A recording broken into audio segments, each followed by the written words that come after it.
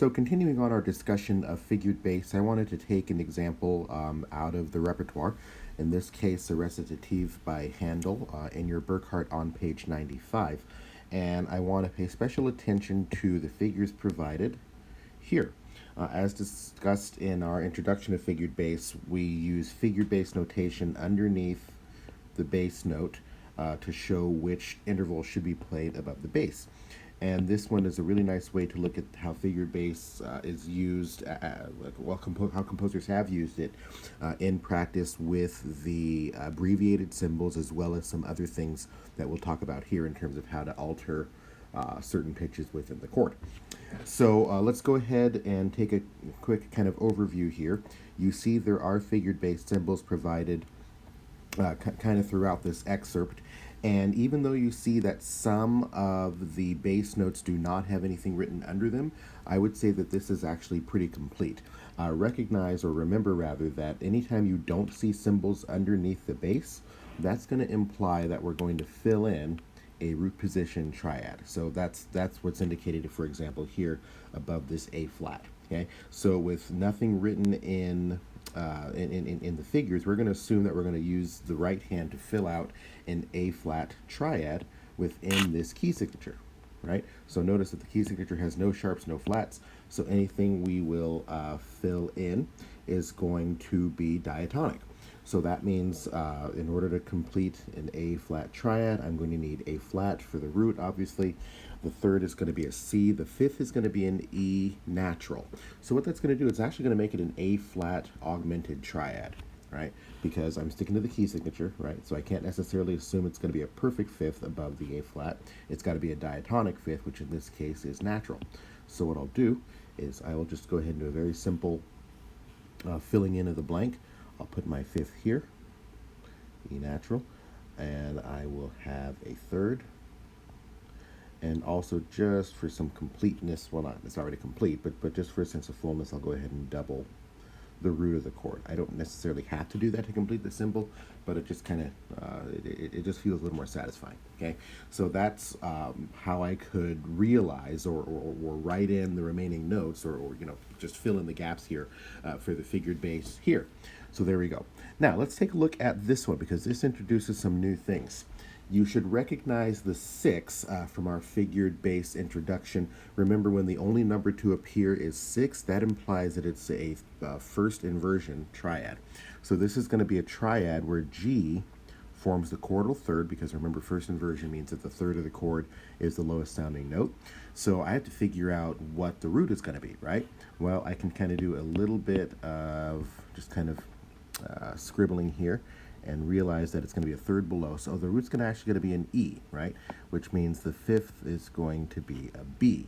But now, what kind of E, what kind of B? Now is where it gets interesting. Now is where we get to talk about things like this and this. Let's talk about the bottom one first, okay? Remember that for the shorthand for a first inversion triad, we only use a 6 because the third is assumed, right? But sometimes you're going to need to make a chromatic alteration to that third, and that's what's happening here. Notice we still leave out the number 3, but it's implied that the flatted note is the third, right? So we want to take a third above the bass and make it flat. So a third above the bass is a B, so that's going to be flatted, so it's a B flat. Now, I just wrote that in for scribble's sake. Typically, though, what we'll do is we'll write it in the right hand. Make that a little bit more precise. Okay, so I need a B flat. Okay, that takes care of this guy. But then I need a 6th that is made natural. So a 6th above the bass is going to be an E, right? Now, according to the key signature, E is already natural, so we shouldn't have to do anything there other than just fill it in. And notice how we already had an E ready to go. Okay, and then the G is already here, but if I want, I can fill in another one there as well. Okay, so that's a way that I can realize this figured bass. Now, I just want to insert here. Typically, you'll know that Handel is, of course, from the Baroque era, and this kind of writing for keyboard players is very typical of the Baroque era. And I would say that for something like this, a largo recitative, it's very rare that the only thing that the keyboard player will be just kind of these, will only be these block chords. It's very common that they will fill in arpeggiation or glissandi or something like that to complement what's happening in this case here in the tenor and the text. But just for the sake of analysis and figuring out what these notes ought to be, that's how you would figure out, or pun completely intended just then, but that's how you would determine how to fill in those figures, right? And I could do the same thing here in the next bar. Now notice how there's no figures under this note. All that means is that we're just continuing the pre-existing harmony over, okay? And so now if I look at the next one where I do have figures, notice I have no numbers here. Oops. I have no numbers here, but I do have this flat sign. And anytime I see just kind of a freestanding accidental, I'm going to assume that it applies to the third, much in the way I used it back here. Okay, so what it means is I'm going to have a root position triad, but the third is going to be a flatted note. Okay, so if this is a root position, that's nice because it means that the F here is going to form the rootal chord, the chordal root rather, and I can just build a triad based on that. So I'll just kind of quickly do my draft here. So it's going to turn out to be an F minor triad. So how will that actually look?